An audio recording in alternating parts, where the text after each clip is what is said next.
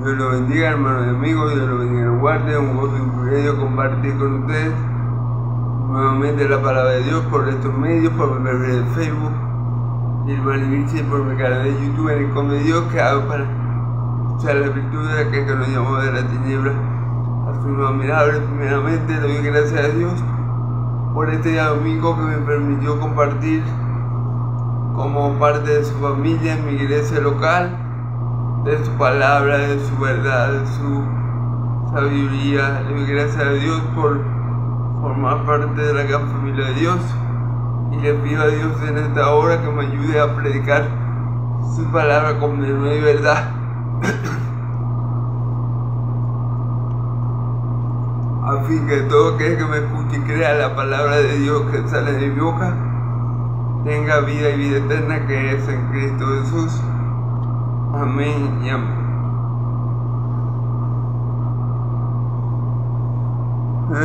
Bueno, hermanos, hoy vamos a estar, si Dios quiere y me lo permite, voy a tratar de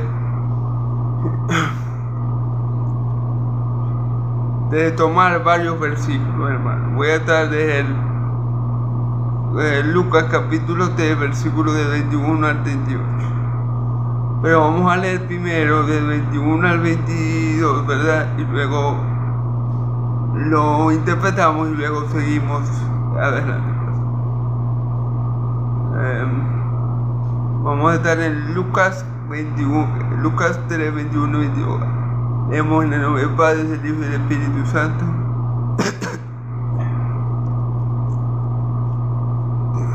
Aconteció de que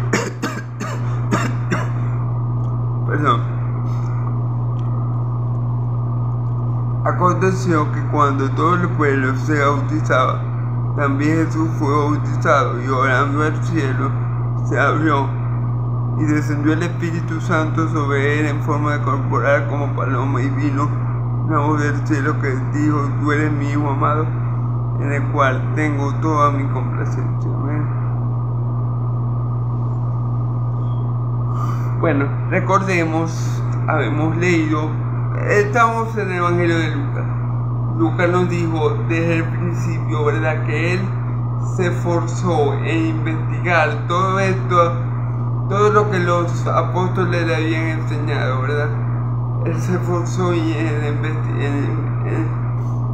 investigarlo para ver cómo fueron los hechos y hacérselo saber a Teófilo, que significa amado por Dios, a un varón, ¿verdad? Y bueno, vemos la fidelidad de los, como Lucas, ¿verdad?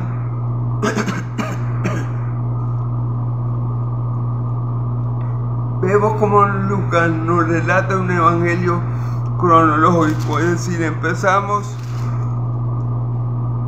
por el anuncio del nacimiento de Juan el Bautista, luego vimos el nacimiento de Jesús, luego vimos los ángeles y los pastores, y habemos visto en el Evangelio de Lucas hasta ahora una secuencia, o sea, un orden cronológico de cómo pasaron las cosas, ¿verdad?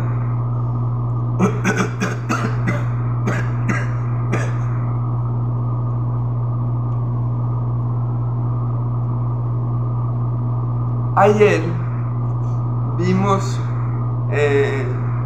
la predicación de Juan, que predicaba Juan el Bautista. Vimos ayer qué era lo que predicaba Juan. Juan fue enviado por Dios a predicar arrepentimiento de pecado. ¿Para qué? Para que el Señor encontrara un pueblo dispuesto a recibirle y aceptarle, ¿ok? Cumpliendo así Isaías 40:43. Voz que clama en el desierto, prepara camino, enderezar senda, añadir collados, ¿verdad? Sabemos que eso significa que Juan iba a quitar todo lo que le impedía al pueblo de Dios aceptar a Cristo. ¿Qué era lo que le impedía al pueblo de Dios aceptar a Cristo?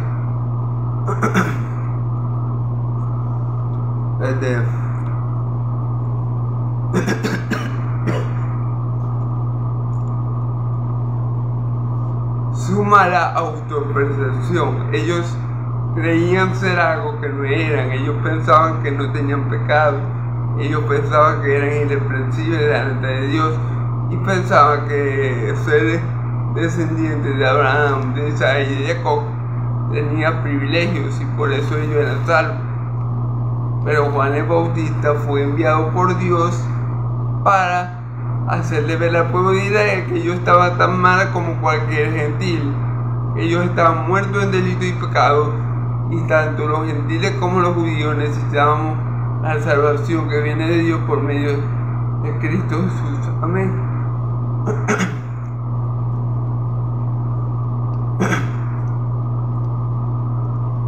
Pero Juan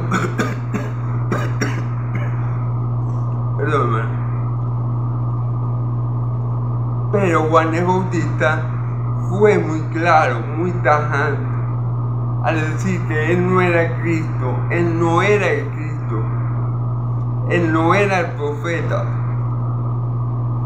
él no era Elías, él no era la luz, sino que venía dando testimonio de la luz. Y él dice que después de él viene uno que es mayor que él, que es más poderoso que él, a cual él no es digno ni siquiera de desatar la correa de su calzado.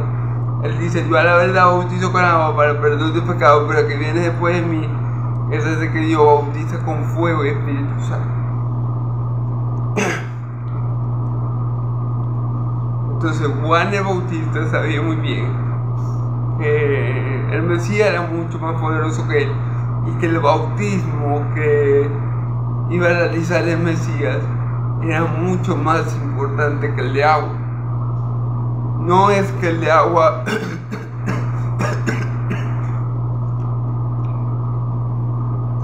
no es, hermanos y amigos, que yo le esté restando importancia al bautismo de agua, no, sino que si nos ponemos a comparar cuál es el más importante para la iglesia, efectivamente el bautismo de Cristo, el bautismo con el Espíritu Santo, al fin y al cabo, es el que te hace a ti hijo de Dios. ¿Por qué le digo esto? Porque el bautismo de agua no salva a nadie. En cambio, si tú eres bautizado con el Espíritu Santo, si tú fuiste sellado con el Espíritu de la promesa, con el Espíritu de gracia, con el Espíritu de Cristo, tú eres de Cristo, y por ende permanecerás firme en la fe, por ende Dios te ayudará y te guardará, y por ende tendrás vida eterna. Amén. Entonces Juan el Bautista estaba muy claro en que Cristo que venía después de él, el Mesías que venía después de él, era más poderoso que él, ¿ok? De hecho, en otro de los evangelios nos vamos a encontrar que él dice: tú vienes a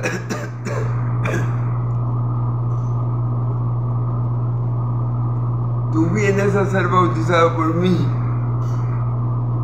Yo necesito ser bautizado por ti.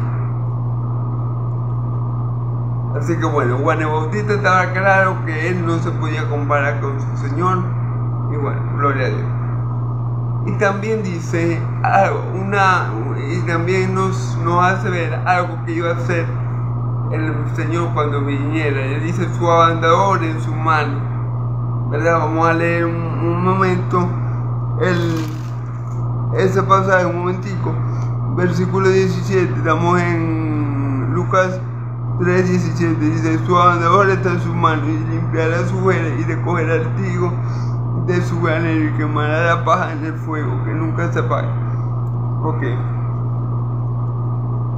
Ya para terminar el resumen, su abandador, ¿verdad? El abandador era un instrumento de la utilizado en la agricultura para separar el trigo de la paja. Es decir, con eso el agricultor limpia la tierra y es capaz de separar el trigo de la paja, ¿ok? Y echa la paja fuera, la bota, ¿verdad? y el trigo lo mete en el granero, ¿ok? Y este era el trabajo de Cristo. Cristo, cuando viniera, iba a dividir la paja del trigo, y a la paja, que son los malos, los va a echar al fuego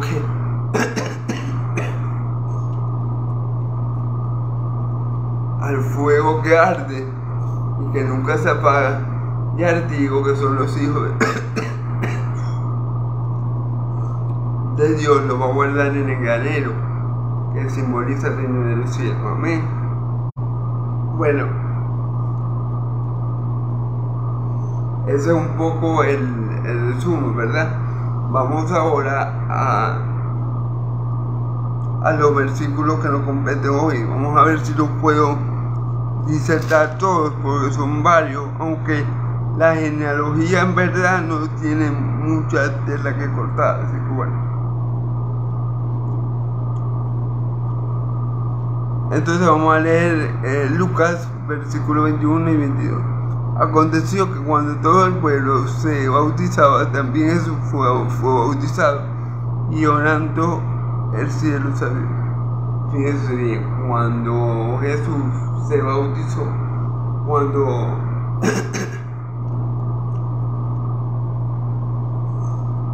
en la época de Juan el Bautista,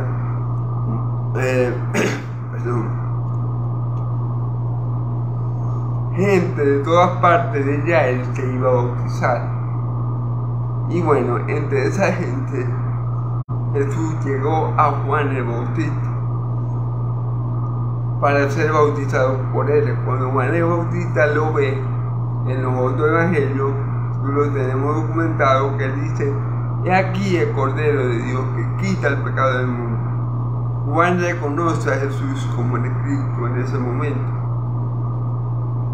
Es más, Juan le dice a Jesús: tú vienes a mí para que yo te bautice, yo necesito ser bautizado por ti. Y mi Señor Jesús le dice: no, déjalo así para que se cumpla toda justicia, es decir, para que se cumpla la voluntad de mi Padre. Amén. Entonces, fíjense bien, el ministerio de Juan el Bautista, a pesar de que fue un ministerio de desierto, es decir, Juan el Bautista no predicaba en el templo, no predicaba en los palacios de los reyes, no, perdón,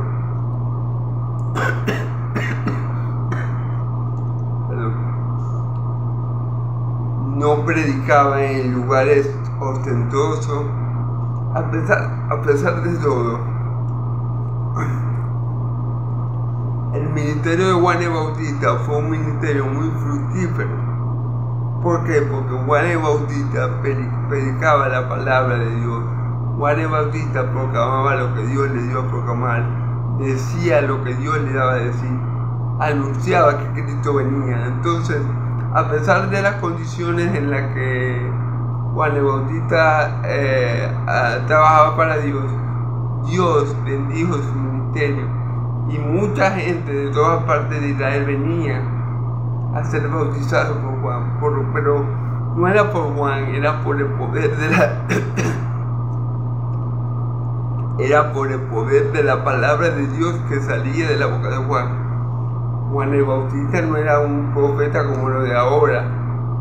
Juan el Bautista era un hombre humilde. Juan el Bautista predicaba en los desiertos. Pero ¿por qué el ministerio de Juan el Bautista fue tan fructífero? ¿Por qué había tanta gente de todo Israel que iban para el desierto, que iban cerca de Jordán a bautizarse? Porque cuando Dios habla, hasta las piedras oyen. Cuando Dios habla, pasan cosas, hermano. Cuando Dios habla, transforma los corazones. Cuando Dios habla, el corazón de piedra se convierte en corazón de carne. Y no importa desde dónde habla el siervo de Dios, si habla palabra de Dios, la palabra de Dios siempre va a cooperar para aquello lo que Dios le envía. Entonces aquí tenemos a Juan el Bautista, que no era un profeta como lo de ahora, que predica en sitios lujosos o en templos muy grandes. No, tenemos un Juan el Bautista que Dios, desde que era pequeño, lo preparó para predicar desde los desiertos, desde un lugar o desde lugares donde la gente no le gustaba estar y no le gustaba ir. Desde allí Dios hizo el llamado por medio de Juan el Bautista, y todos los que eran de Dios, todos los que creían en Dios y creyeron después en Cristo, creyeron en Juan. Amén. Entonces, bueno, vemos como Dios, a pesar de que Juan estaba en el desierto, Juan dio muchos frutos, porque mucha gente de todos los lugares de Israel se iba a bautizar con Juan. ¿Ok? Y en una de esas apareció Jesús delante de Juan. Juan lo reconoce, le dice: aquí el Cordero de Dios que quita el pecado del mundo. Y Jesús se bautiza con Juan, a pesar de que Juan reconoce que ni siquiera es digno de desatar la correa de sus sandalias. A pesar de que Juan reconoce que él necesita ser bautizado por él, a Jesús le pareció bien, porque era voluntad del Padre que Juan lo bautizara. Amén. También Jesús fue bautizado y orando el cielo se abrió. Que cuando Jesús se bautizó, el cielo se abrió y ocurrió, digámoslo, llamémoslo así, un fenómeno sobrenatural. Cuando Jesús se bautizó, el cielo se abrió. Vamos a ver qué pasó después. Versículo 22. Y descendió el Espíritu Santo sobre él en forma corporal como paloma. ¿Ok? Descendió el Espíritu Santo sobre él en forma de paloma. A ver, hermano, hay que tener mucho cuidado con esto. Aquí dice que descendió en forma de paloma, como paloma. No dice literalmente que el Espíritu Santo es una paloma. Quiero aclarar esto porque por allí hay gente, ¿verdad?, que dice que el Espíritu Santo es mujer, porque supuestamente descendió porque dice la palabra que descendió en forma de paloma. Pero nada más lejos de la verdad. ¿Por qué dice la Escritura?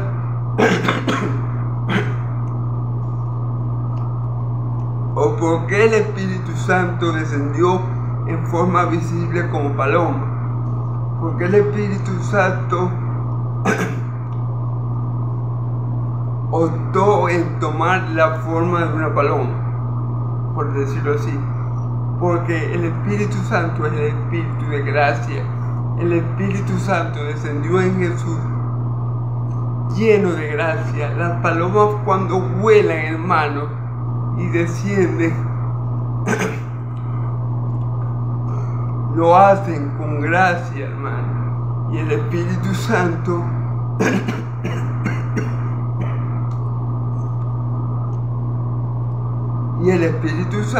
es espíritu de gracia. Es un espíritu lleno de la gracia del Señor, de la gracia de su Dios. Entonces, por eso la palabra dice que descendió en forma de paloma. No es porque el Espíritu Santo es mujer, porque se transformó en paloma. No. El Espíritu Santo permitió que Juan lo viera como paloma. ¿Para qué? Ya le voy a decir para qué, pero adoptó la forma de una paloma. ¿Para qué? Para resaltar ese atributo del Espíritu Santo, de la gracia. Él descendió a Jesús, por así decirlo, mi Señor y Salvador, lleno de gracia. Por eso es en forma de paloma. Ahora, esto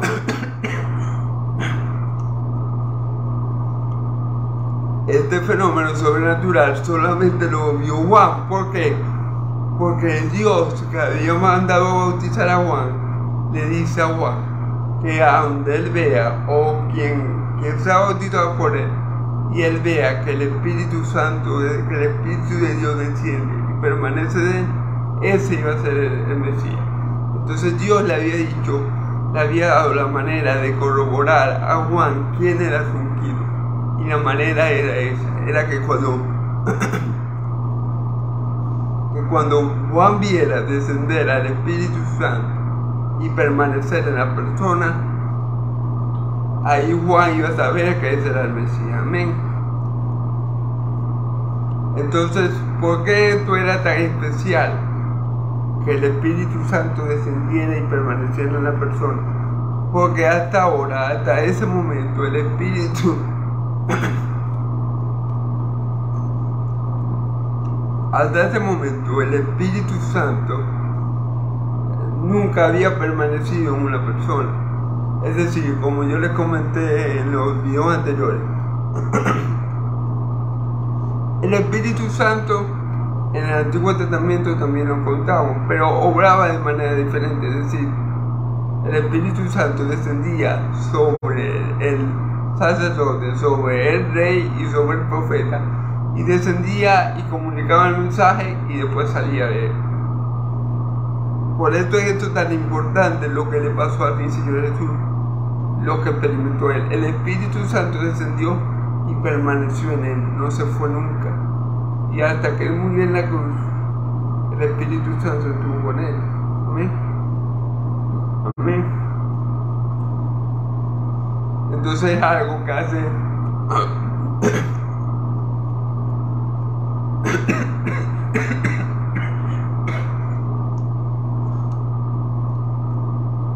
perdón, hermano, ustedes saben que la tomo. Es algo que hace el ministerio de mi Señor Jesús muy especial. Amén. Ningún profeta, ningún rey, ningún sacerdote habían tenido la presencia del Espíritu Santo siempre con ellos y en él. Pero mi Señor Jesús, que era el Mesías, que era el profeta, que descrito por Moisés, sí tuvo el Espíritu Santo siempre acompañándolo en su ministerio terrenal. Amén y amén. Gloria a Dios. Entonces, bueno, y fíjense lo que dice. Y vino una voz del cielo que dijo: tú eres mi hijo amado, en el cual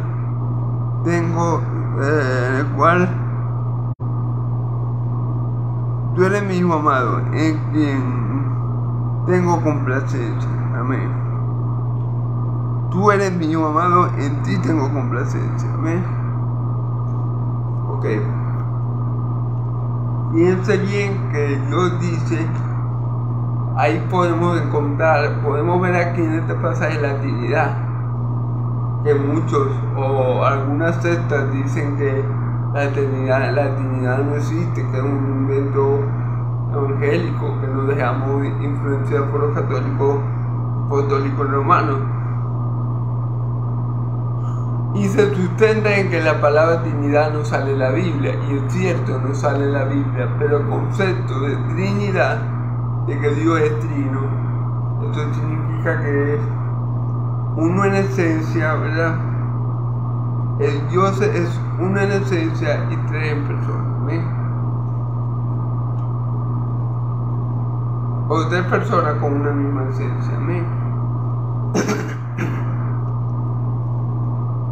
Y ese concepto sí que está en toda la Biblia. ¿Ven? Por lo menos aquí vemos primero vemos al Hijo siendo bautizado por Juan, vemos al Espíritu Santo descender lleno de gracia en forma de paloma, ¿verdad?, para darle testimonio a Juan, y vemos al Padre luego darle testimonio diciendo: este es mi Hijo amado, en el cual tú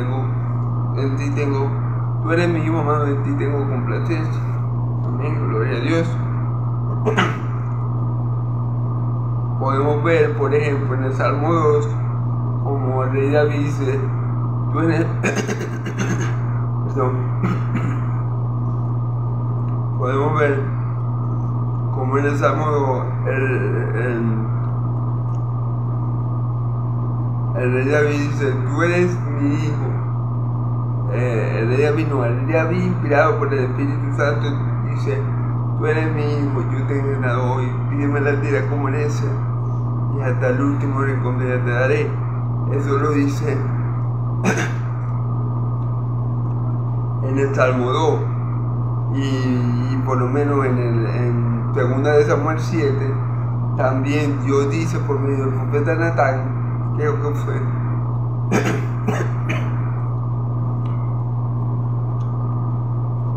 que de los descendientes de David iba a nacer uno que se iba a llamar Hijo de Dios, que le iban a decir Hijo de Dios, y que su reino va a ser reino eterno, y que nadie le iba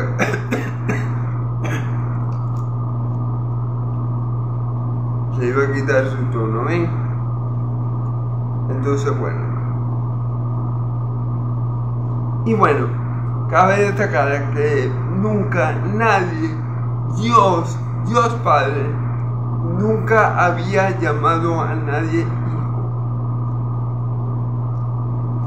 Esto es un buen dato, hermano. Nunca Dios Padre había llamado a nadie hijo.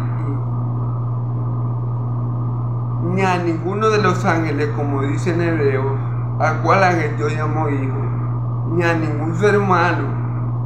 ¿Ok?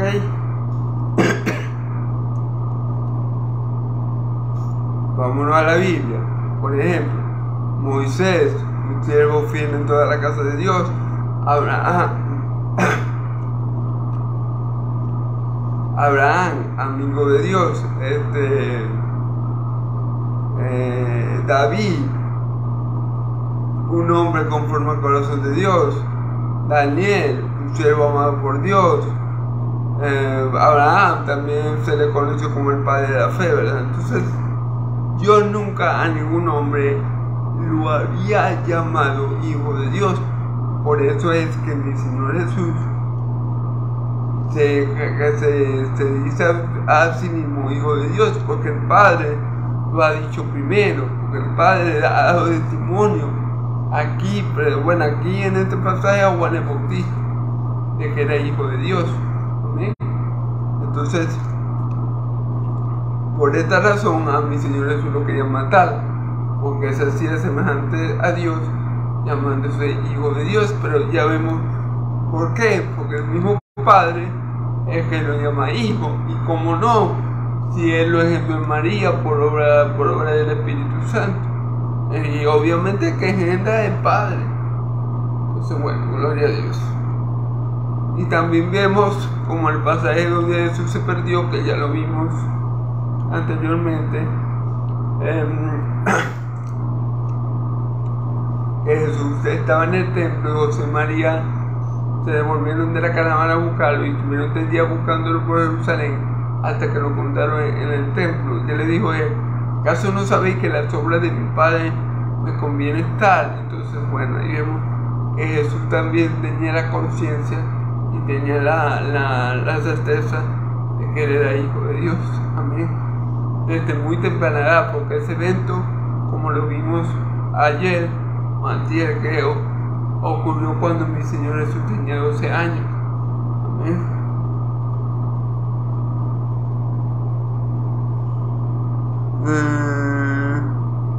Ok.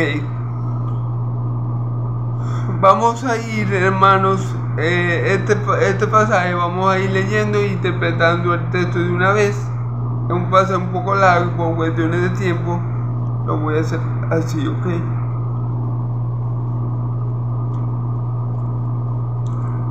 Jesús mismo, al comenzar su ministerio, era como de 30 años, hijo según se creía de José, hijo de Eli. Fíjense bien, Jesús cuando comenzó su ministerio tenía 30 años de edad. ¿Sí? 30 años de edad, hijo según se creía de José, hijo de Eli. Fíjense bien que Lucas lo dice de buena manera. Hijo según se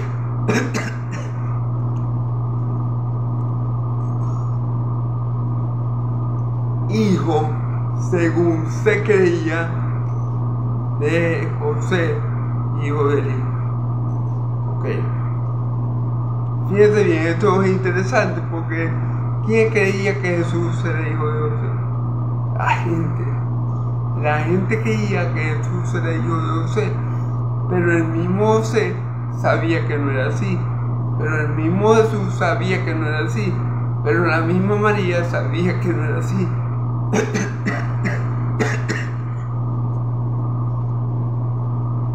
Entonces, para los de afuera, obviamente Jesús era hijo de José. Por eso dice Lucas, según se creía, hijo de José, hijo de Eli.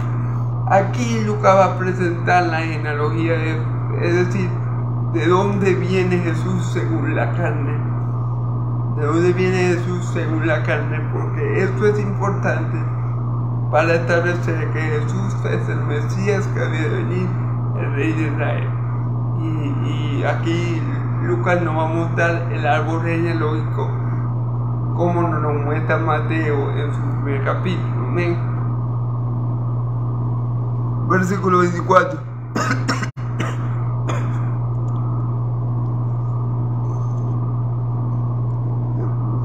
Hijo de perdón,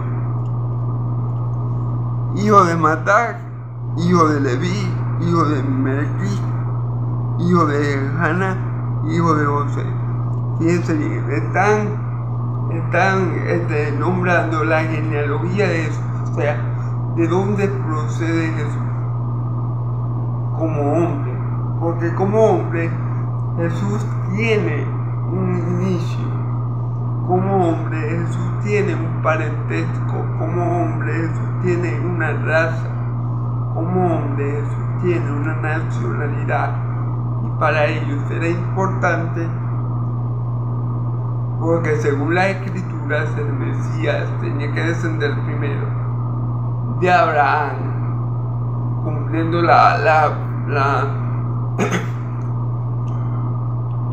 el pacto que Dios hizo con Abraham, que de sus simientes serán benditas todas las familias de la tierra, y después de David, cumpliendo con 2 Samuel 7, donde le dice que un descendiente del Señor llamado Hijo de Dios y que él iba a reinar eternamente desde el trono de David. ¿Amén? Entonces para ellos era muy importante, para los discípulos, era muy importante constatar la genealogía de Jesús. Por eso en sus investigaciones Lucas colocó esto para que veamos que Jesús es verdaderamente Cristo. Amén. Gloria a Dios.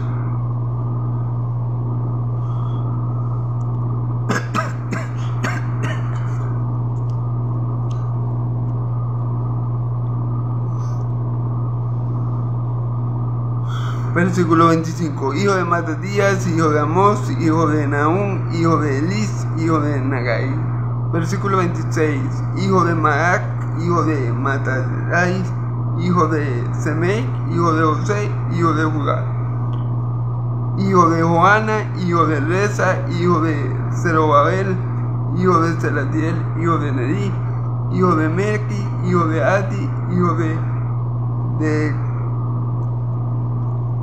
Cosan, hijo de Elmoac, hijo de Er, hijo de Usue, hijo de Lesiel, hijo de Ubarí, Uri, hijo de Matai, hijo de Leví.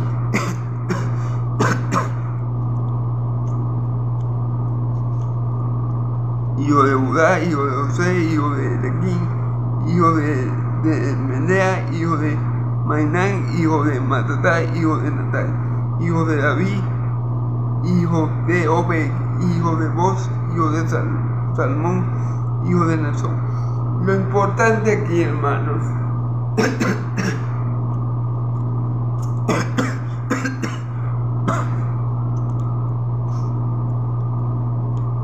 claro, toda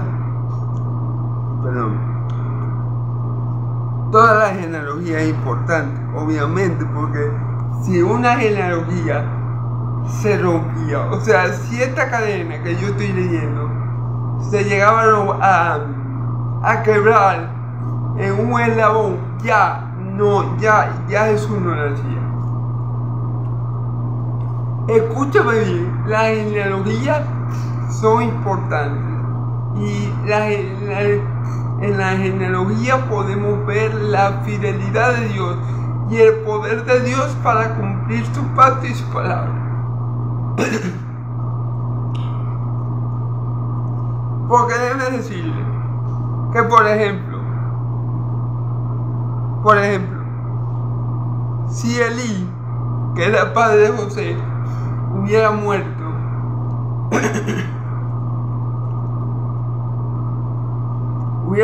si Elí, que era padre de José, hubiera muerto y no hubiera nacido José, bueno, no, eso es una mala, vamos a buscar los ejemplos. Si alguna de estas personajes hubiera muerto, la cadena,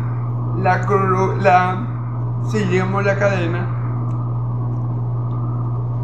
si alguno de estos eslabones faltara, Jesús no hubiera venido al mundo, hermano. Muy importante, por eso es que gracias a nuestro Dios bendito, porque con su poder y su mano poderosa y su fidelidad, por todo eso, por los atributos de Dios, mire, por los atributos de Dios, de su gracia, de su poder, de su bondad, ¿verdad? De su sabiduría, de su misericordia, es que nosotros tenemos esta cadena, hermano, porque esta cronología. Porque si alguno de estos personajes llegaba a morir antes de tiempo y no daba descendiente, la cadena ya se rompía y Jesús no hubiera podido nacer según la carne. Amén. Porque recordemos que mi Señor Jesús tuvo origen, es decir, principio de día, según la carne. Pero recordemos que Él es Dios eternamente. Amén. Entonces, para Él tener origen según la carne,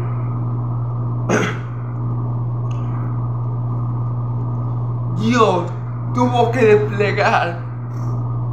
desplegar a lo largo de la historia de su pueblo de Israel todos sus atributos, hermanos. Miren, por ejemplo,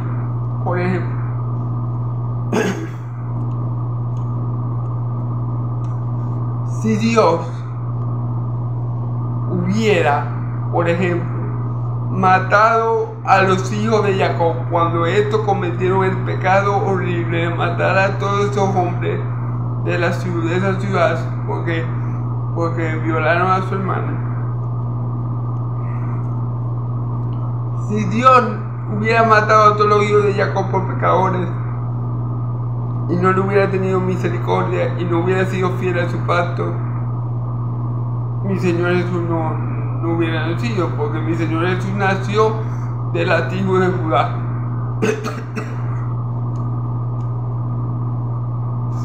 Si por ejemplo Dios, como se lo dijo a Moisés, apártate de Moisés, que yo voy a destruir a este pueblo y de ti voy a sacar un pueblo más grande y más poderoso. Jesús no hubiera nacido del linaje de Abraham.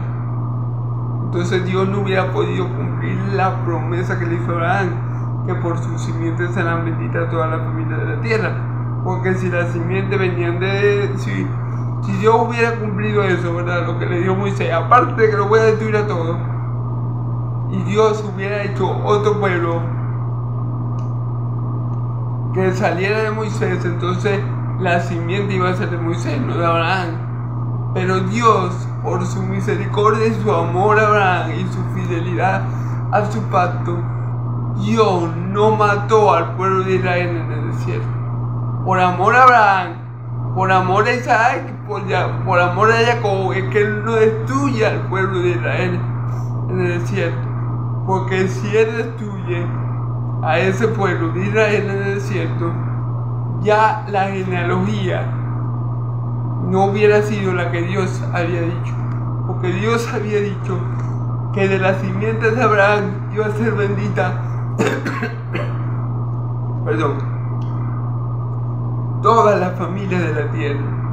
Entonces, para que nosotros, lo importante que sepamos de esta cronología es que la tenemos aquí para que veamos que Jesús es el Mesías, el Hijo de Dios, para que veamos que Dios guarda su pacto y misericordia, ¿verdad?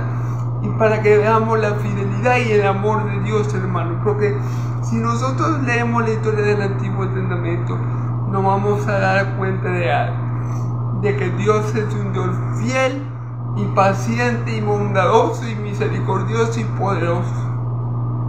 Todos los atributos de Dios tuvieron que desplegarse a lo largo de la historia de la redención para que tú puedas leer estos nombres y puedas llegar a la conclusión de que Jesús es el Mesías, el Hijo de Dios. Pero esto lo tiene... pero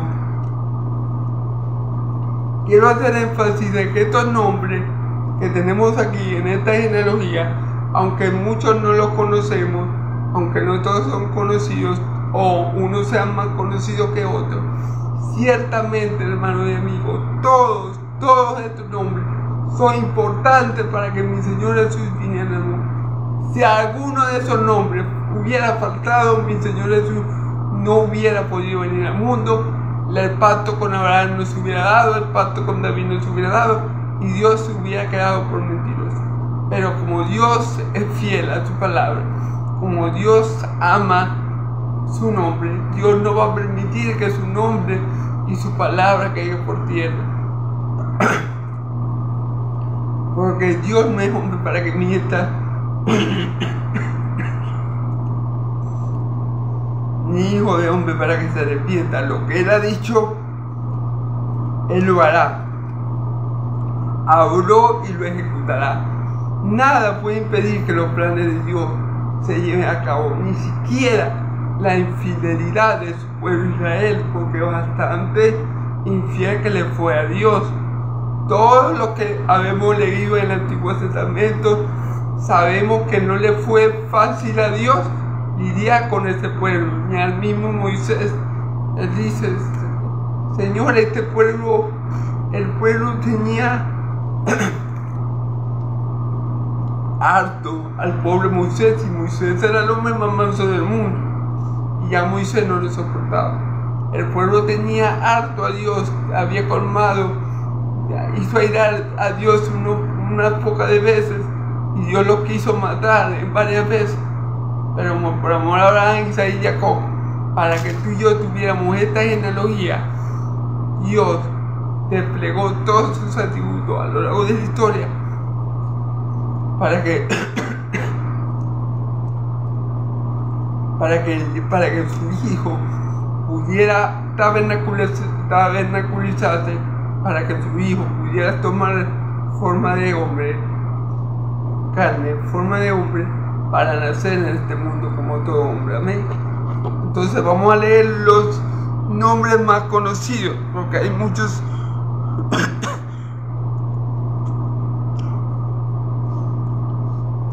Por lo menos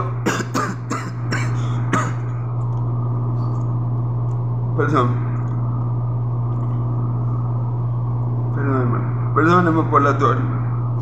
Ok, tenemos hijos de David. Ok, hijo de David. El Mesías tenía que venir del rey David, un hombre conforme al corazón de Dios. Jesús es tipo de David, es decir, David era una sombra de Jesús. David tiene mucha similitud con Jesús si nos fiamos un poco. David era un pastor, Jesús también era un pastor.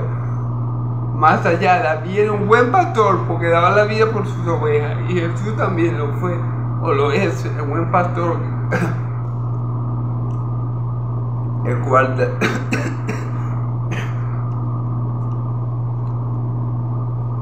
cual da su vida por la oveja. Amén. Entonces David también era un hombre conforme al corazón de Dios, aunque David sí pecó, no como mi Señor Jesús, que era un hombre conforme al corazón de Dios, pero sin pecado. Amén. Entonces, bueno, David era una sombra del verdadero rey que había de venir, de aquel rey que iba a ser llamado Hijo de Dios. Amén.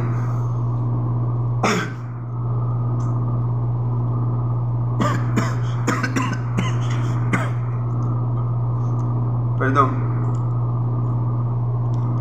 David fue hijo de Isaí. Isaí fue hijo de Obed, hijo de Boz. Ok, Boz, ¿verdad? Fue el marido de Ruth, ¿verdad? Y de la unión de Ruth y Boz nació ¿quién? Obed. Amén, Obed. De la unión de Ruth. Fíjense bien lo importante que es la genealogía, ¿verdad? Déjenme, ya me perdí, hermano. De la unión de Boz y Ruth nació Obed. Mentira. De la unión de Obed, hijo de Boz, hijo de David, hijo de Isaí, hijo de Obed, hijo de Boz, hijo de Salmón, hijo de Nazón. Ok, de la unión de Ruth y de Boz nació Salmón. Amén. Y Salmón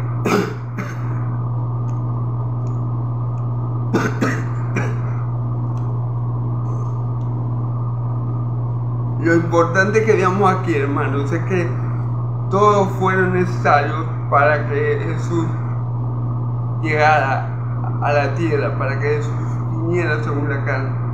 Toda esta gente, que todas fueron pecadoras, por lo menos la prostituta que Dios salvó en Babilonia, no, en Jericó, por haber ayudado a los espías de Dios, ¿verdad?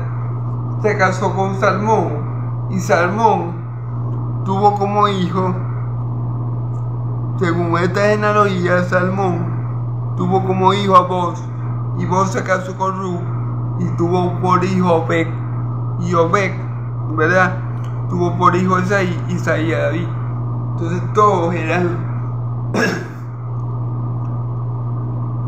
si falta un nombre, ya, si Dios hubiera no miren, si Dios no hubiera guardado a una sola persona de esta genealogía, a una sola persona de esta genealogía, Jesús no hubiera nacido sobre la carne. Así se lo digo. Por eso es muy importante esta genealogía. Ok, vamos a seguir. Hijo de Aminadab, hijo de Anán, hijo de Errón, hijo de Fares, hijo de Judá. Fíjense bien, hijo de Jacob, hijo de Isaac, hijo de Abraham, hijo de Tarak, hijo de Nacor. Fíjense bien, importante. Esta parte es muy importante. Dice hijo de Fares, hijo de Judá. Amén. Porque mi Señor Jesús tenía que venir de la tribu de Judá.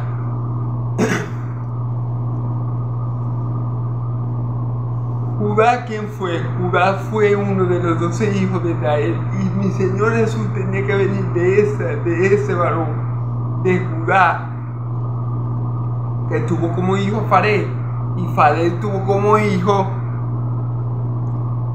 Y Fares tuvo como hijo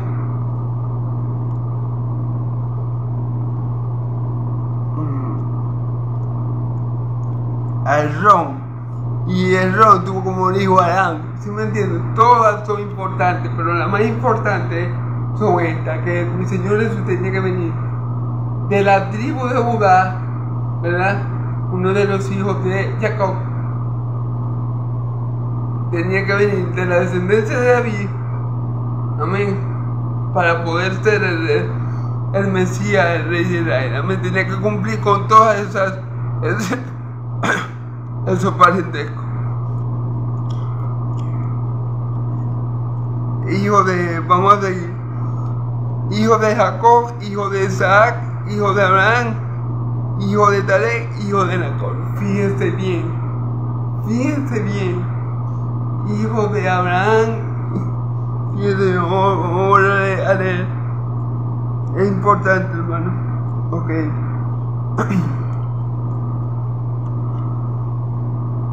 Ok, hijo de Jacob, hijo de Isaac. Jacob es hijo de Isaac, e Isaac es hijo de Abraham, ¿verdad? Y Abraham es hijo de Taré, hijo de Nacor.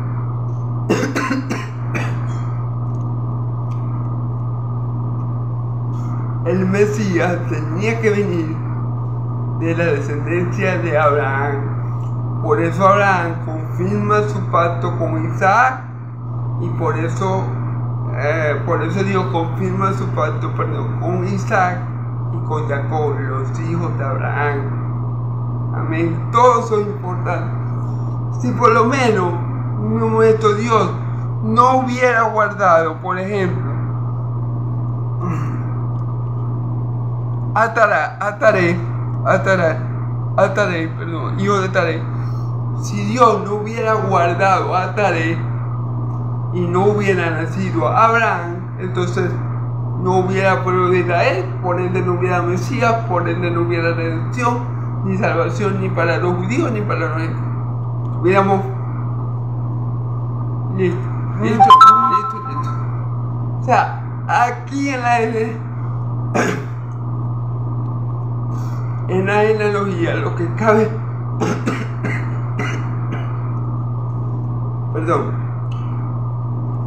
Lo que cabe destacar es que Dios guardó su pacto y su misericordia de generación en generación sobre aquellos que le aman. Aquí lo que hay que destacar es que Dios guardó su pacto y misericordia a pesar de lo malo que fue su pueblo. Eso es lo que hay que destacar en esta genealogía. Amén. Versículo 26, hijo de Cainán, hijo de Afasac, hijo de Sehen, hijo de Noé, hijo de Lamec. Fíjese bien, hijo de Noé, hijo de... Fíjese bien lo importante. Todos los hombres que Dios escogió,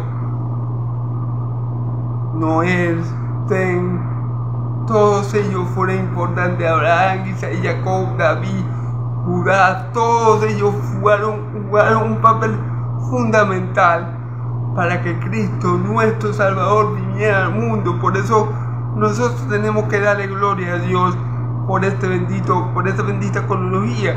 Aunque claro, yo no puedo hablar de todos los hombres que están aquí, porque imagínense, estaríamos todo el día. Lo importante de la cronología es que sepamos que aquí en la cronología vemos el poder y el amor de Dios, la paciencia de Dios, la bondad de Dios, la sabiduría de Dios, la gracia de Dios, la misericordia de Dios, para hacer posible que tú y yo podamos leer hoy todos estos nombres, que muchos no los conocemos, otros los conocemos mucho mejor, otros no tanto, pero gloria a Dios por esta cronología. Amén. Entonces, hijo de Matusalén, fíjense bien, Matusalén,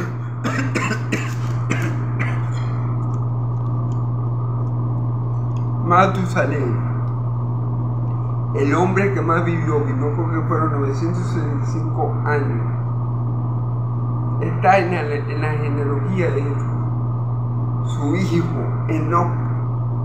Fíjense bien, hijo de Matusalén, hijo de Enoc. Enoc fue la persona que Dios arrebató, que desapareció porque Dios se lo llevó. Amén. Hijo de Jared, hijo de Masael, hijo de Cainán, hijo de Enoc, hijo de Seth, hijo de Adán, hijo de Dios. Amén. Y la genealogía concluye con que Jesús es hijo de Dios. Pero aquí nos están demostrando que Jesús, de dónde proviene Jesús, biológicamente hablando, y para que esta genealogía pudiera llegar y nosotros ahorita tuviéramos la certeza que nos da la Escritura de que Jesús es el Hijo de Dios. Dios, a lo largo de la historia de la redención, tuvo que desplegar su paciencia, su poder, su fidelidad, su amor, su misericordia y su gracia para que tú y yo pudiéramos leer todo esto y llegar a la conclusión de que Jesús es el Hijo de Dios y que era el Mesías prometido y que viene de la tribu de Judá, de la casa de David, y por ende es el Hijo de Dios. Amén.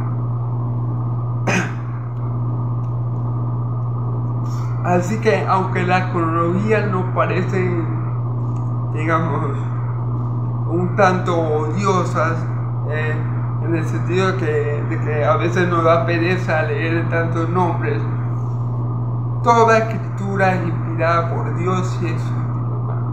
En esta genealogía nosotros podemos contemplar los atributos divinos de Dios, podemos contemplar la fidelidad de Dios a su pacto,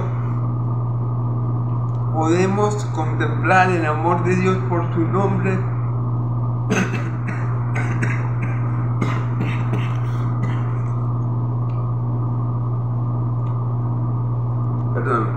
podemos contemplar la sobreabundante gracia de Dios y la paciencia de Dios, hermano, porque para que esto llegara a acontecer, hermano, Dios tuvo que ser muy paciente, pero que muy paciente para no destruir al pueblo de Israel y siempre acordándose de sus pactos.